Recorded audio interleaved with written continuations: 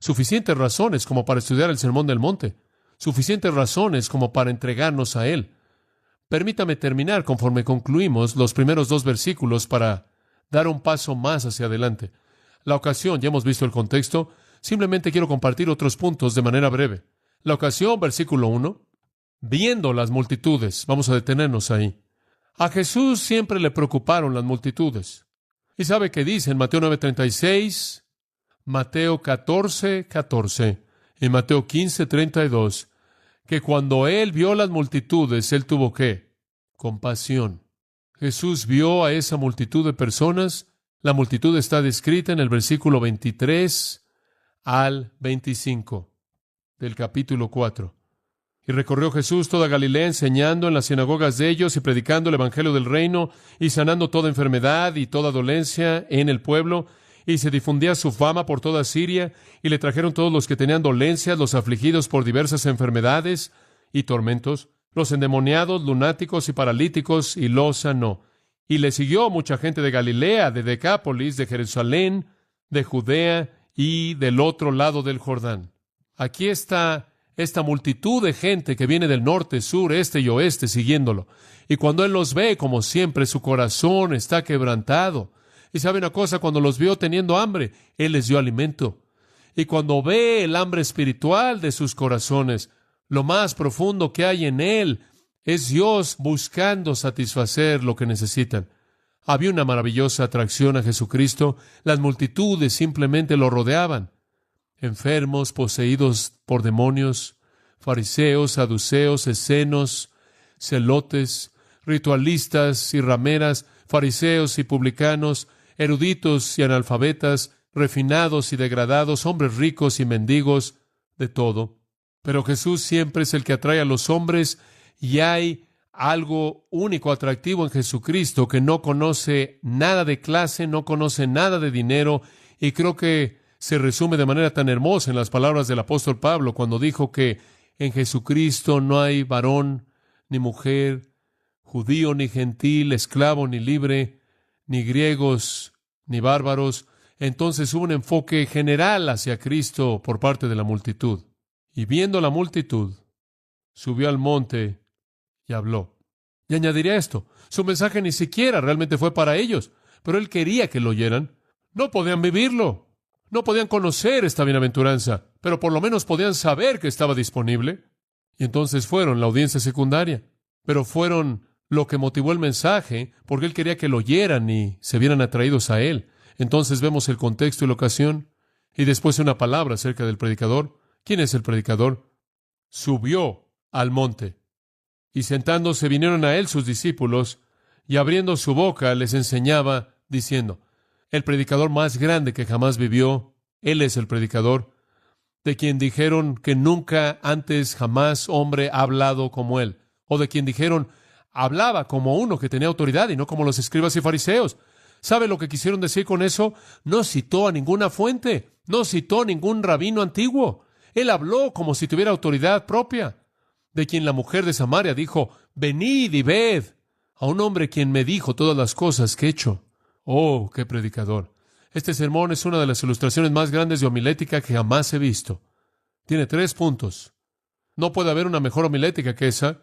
Una introducción fantástica, la introducción, y después el primer punto, los ciudadanos del reino, y después el segundo punto, la justicia del reino, y después el tercer punto, la exhortación a entrar al reino, y después en la última parte del capítulo 7, el efecto que tuvo el sermón. Es homilético, fluye de manera hermosa, pasa de una cosa a la otra, las transiciones son magníficas. El predicador maestro tuvo estructura, tuvo poder, tuvo comisión divina. A uno de los profetas del Antiguo Testamento Dios le había dicho, haré que tu lengua se pegue a tu boca, tú serás el mudo y no lo reprenderás. Ezequiel capítulo 3, pero más tarde Dios regresó a ese mismo profeta en el capítulo 33 y le dijo, ahora la mano de Jehová estaba sobre mí en la tarde, mi boca fue abierta y ya no estaba mudo, y la palabra de Jehová vino a mí. Y sabe una cosa, nuestro Señor Jesucristo, con todo el poder que tenía, con todo el intelecto que solo Dios pudo haber desarrollado, presentó un sermón como ningún otro sermón. Sin embargo, refrenó su boca hasta que la voluntad y tiempos soberanos de Dios la abrieron. Él no solo tenía poder en la estructura, sino una comisión divina. El contexto lo ocasiona el predicador. El momento, observe de nuevo el versículo 1. Fue un monte. Él encontró un púlpito. Y por cierto, es hermoso señalar que el griego añade el monte. El monte. ¿Qué monte? Oh, ningún monte en particular. Como Jerry dijo, simplemente es una colina que está ahí en la costa norte, ahí del mar de Galilea, que entra al agua, hermosa, verde, alumbrada por el sol. Uno de los escenarios más magníficos que jamás ha visto en su vida, el sentarse ahí en el monte en donde Jesús dio este tremendo sermón y simplemente ver las aguas del mar de Galilea, rodeado por los montes gentiles de Galilea a la derecha y las cumbres hermosas a la izquierda, y donde comienza el río Jordán ascendiendo ahí por el valle del Jordán hasta que finalmente llega al Mar Muerto, a la derecha y ahí por los montes al oeste del valle de Sarón y después al Mediterráneo. Y después en ese pequeño monte se sentó Jesús y habló. Y no era nada más que un monte, pero el griego dice el monte. Y no es el monte debido a lo que el monte es, sino por lo que el monte se volvió. No era el monte hasta que él dio este sermón y después fue el monte. Fue el monte cuando Mateo lo escribió. Y era el monte porque ahí es donde Jesús enseñó. Él lo hizo el monte. Él tenía una manera de santificar la insignificancia misma del lugar y lo apartó como el monte. Y a lo largo de todos los cientos de años desde ese entonces, los cristianos siempre han recordado dónde estaba ese monte.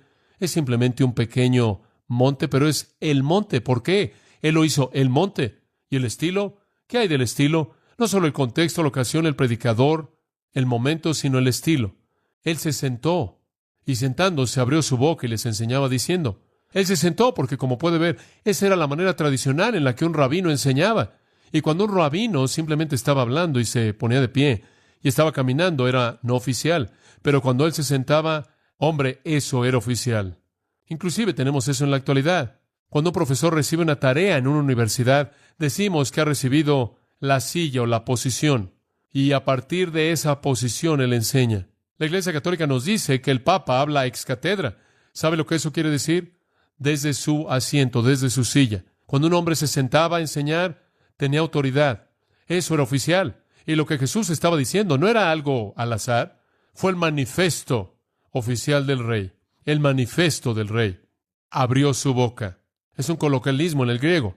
Un coloquialismo hermoso. Es usado de afirmaciones solemnes, dignas, serias, de peso. No es solo hablar por hablar. Esta es una enseñanza seria, de peso, digna. Y también esta frase, abriendo su boca, es usada en algunas referencias extrabíblicas para hablar de alguien que realmente comparte su corazón de manera íntima.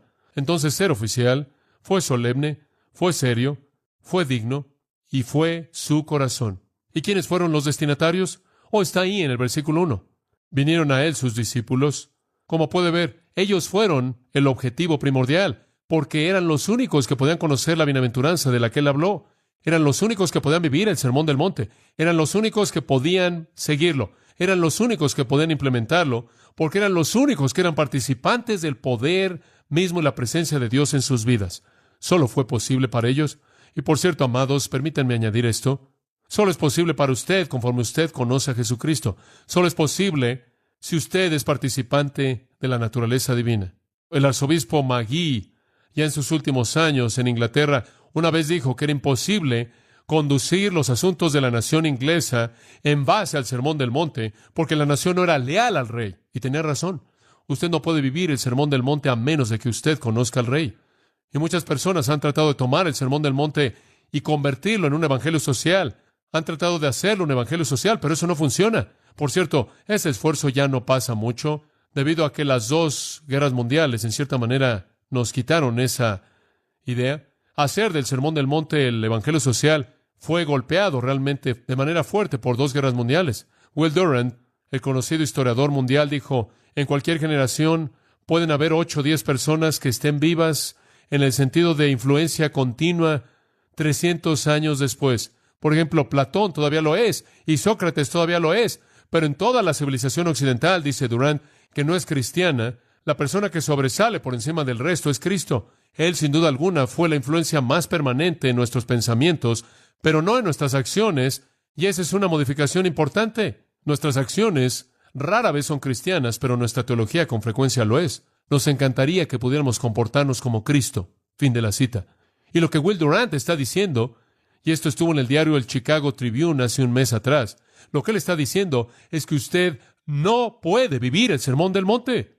Sus enseñanzas son maravillosas, nada más que no podemos hacerlas funcionar, y la razón es por la que no es un participante de la naturaleza divina. No hay recurso. Entonces Jesús le enseñó a sus discípulos porque solo ellos podían vivirlo, solo ellos podían cumplirlo, solo ellos podían implementarlo, y usted y yo, quienes conocemos al mismo Cristo, podemos conocer la misma bienaventuranza.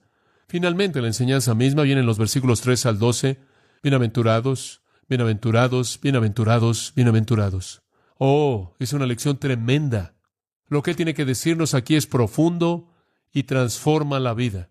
Yo creo que nuestra iglesia será diferente cuando terminemos con esto. No creo que usted pueda estudiar el Sermón del Monte y ser el mismo. Yo no. Dios ya ha estado haciendo cosas en mi corazón. Comprometámonos con ser el tipo de personas que Dios quiere que seamos, recordando esto, que tenemos la capacidad, si conocemos al Señor Jesucristo, el ver esto como una realidad de nuestras vidas para su gloria y nuestra bienaventuranza. Oremos. Padre, es con gran gozo que nos embarcamos en esta aventura de estudiar esta verdad maravillosa. Te damos gracias, nuestro Señor, por traernos a este punto, al lugar en el que nuestros corazones están abiertos y listos para recibirlo.